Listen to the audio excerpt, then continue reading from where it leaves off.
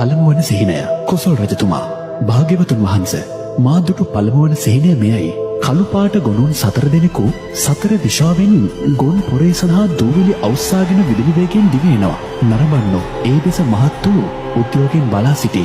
නමුත් පසුව පොරේට පැමිණි ගොනුන් 4 දෙනා එකවරම ආසන්නයටම පැමිණ නැවතත් ආපසු හැරී දිව ගියා. උද්‍යෝගයෙන් සිටි නරඹන්නන් ගොන් පොරේ බලන්නට බැරි වී දුක් වුණා. මට මෙහි තේරුම හිතා ගන්න බෑ.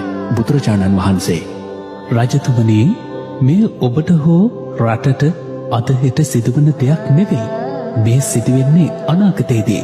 අනාගතයේදී රටේ අධාර්මික පාලකයන් නිසා රටේ දේශගුණයක් කාලගුණයක් සම්පූර්ණයෙන්ම වෙනස් වෙනවා. කලට වෙලාවට වැසි බසින්නේ නැහැ.